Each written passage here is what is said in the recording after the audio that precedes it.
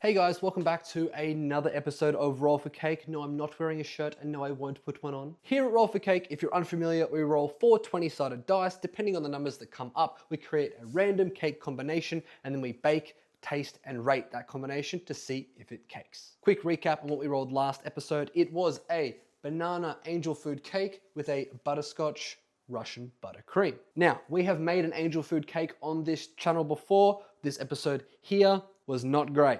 Today, angel food cake redemption. To give the uninitiated an idea of what we're dealing with, an angel food cake is aptly named. Angel food cakes are very light, airy, soft, spongy cakes. It's made by whipping egg whites with sugar to create almost a meringue. You add a little bit of cake flour, some salt, some flavoring, and that's it. Angel food cakes are baked with a very specific pan, one like this. And like I mentioned in a previous episode, it's like my friend Anthony. Its bottom falls out. Now the important thing with these cakes is because it is so light, it can collapse on itself. So when you bake in that pan, you don't grease it, you leave it dry. So when it rises, it sticks to the pan and stops from falling back down on itself. So we'll be making the angel food cake banana flavored using the same flavoring we used for the banana Medovic. Spoilers, that was one of our best. If you want to see me cackling like a maniac, watch that episode. Now a Russian buttercream is, ironically, a lot less dense than an American buttercream, but rather unironically, a lot less sweet. It's a smooth, rich, very light frosting. It's made by whipping butter for a long period of time till it's really light and airy, and then mixing in a sweetened condensed milk instead of powdered icing sugar. Now you combine this light, not so sweet flavor of a Russian buttercream with the deep caramel, rich molasses-like flavor of a butterscotch. Honestly, I think we have a match made in heaven. Look, banana and butterscotch sounds fun. It's also fun to say, but we've got a really light, airy sponge with a really light whipped frosting. So on paper, textures go together.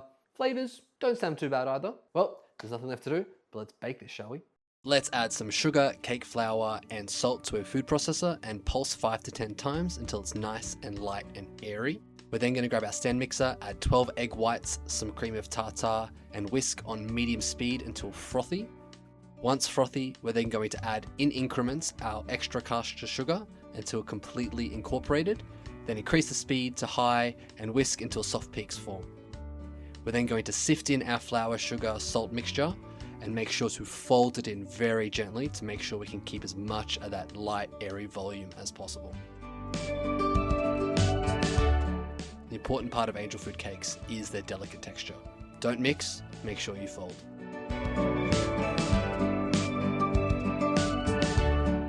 Once that's been fully incorporated, we're going to pour that into our ungreased angel food cake tin, spreading it out as evenly as possible. Once you've added it all in, shimmy it around to make sure it spreads. Don't tap this, otherwise we'll lose some of those air bubbles and lose that delicate texture. Into the oven for 40 to 45 minutes, till a skewer comes out nice and clean. Oof, baby, look at that. Mwah. Chef's kiss. Ooh yeah. Now, the interesting thing about angel food cakes is we want to try and cool them upside down so that they don't collapse on themselves, but this can be difficult. Wine bottles do work, it just takes a little bit of practice. We're then going to run a serrated knife around the edges to try and release it from the pan. It'll be stuck, but that's fine. This is what we're expecting. Stick your finger in the hole, remove it from the pan, and look at that.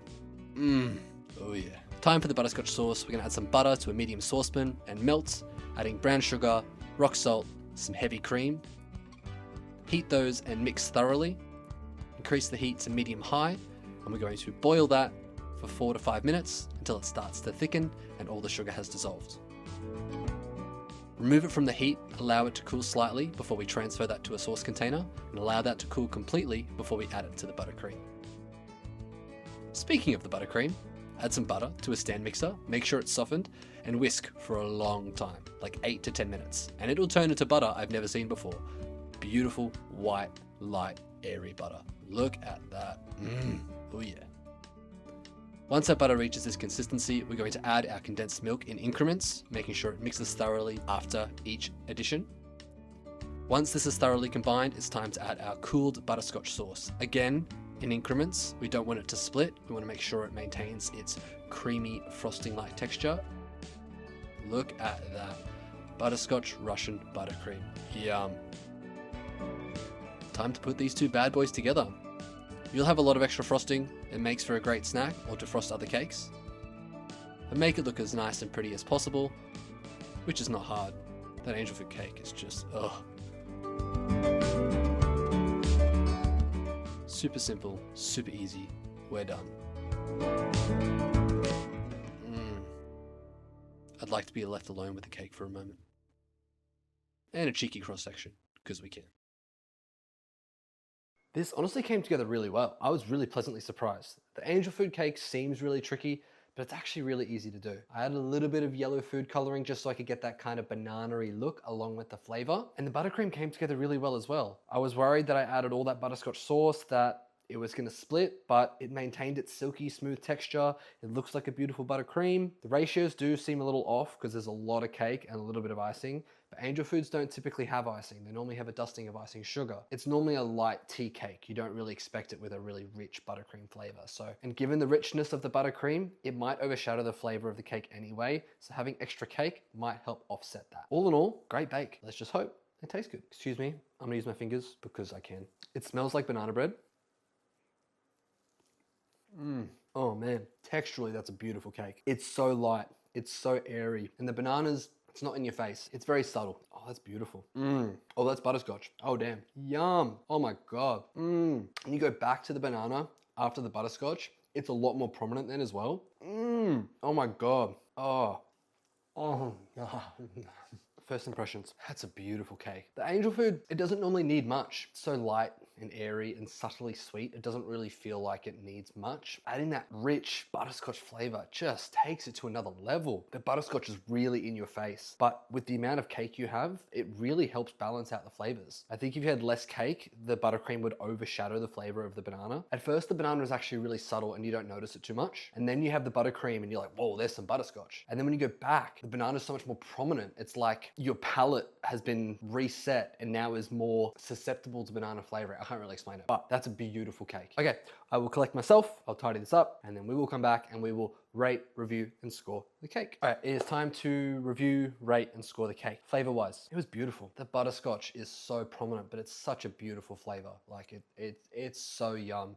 And I think the extra sweetness into the buttercream helps add to a not so sweet Angel Food cake. So it just makes it a real delectable treat. The banana, initially you don't get it. It's subtle, it's there, but I think that kind of helps with the experience of an Angel Food cake. It's not supposed to be this wow in your face. It's supposed to be a really light, delicate, angelic like cake. And I think the amount of banana in there was perfect for that. The banana just didn't shine until you went to the buttercream. And then going back to the cake, the banana was so much more prominent. So overall for flavor, I'm gonna give it a 9. Flavor cohesion between the butterscotch and the banana. They're both great flavors and I think they go quite well synergistically together. And I think without that butterscotch, you wouldn't get as much banana as you were hoping for. So I think it was actually a fantastic flavor cohesion. Having that butterscotch addition actually helped elevate that banana flavor. Without it, you wouldn't get as much. So I think flavor cohesion wise, this can't get any better. So I have to give flavor cohesion a 10. Now texture cohesion, Banana Angel Food, super light, airy cake. The buttercream, really light, airy whipped buttercream, so nice. They go together so well. Biting through the buttercream as well, when it's so light, you didn't really notice you were biting into anything. The only real resistance you get is when you hit the cake. So texture cohesion wise, they go really well together. But I was left wanting. Like I wanted something firmer, like a crunch. I just didn't hit the spot. So texturally, they went really well together,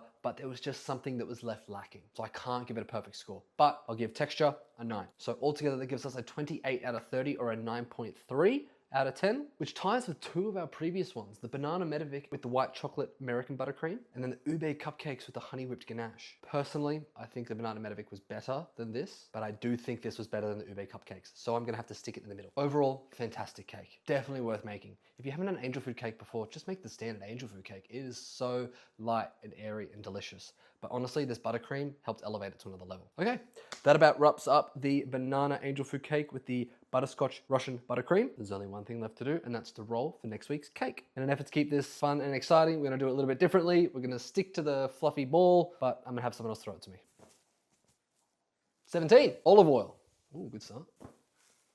7, chai. Okay. 12, French buttercream. Okay, I'm here for this. 4, dulce de leche. Okay, so we have a chai olive oil cake with a dulce de leche French buttercream.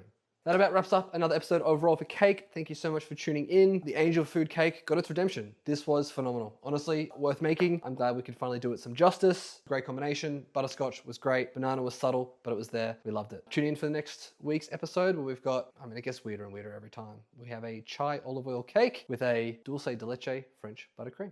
I don't like this. No, try again.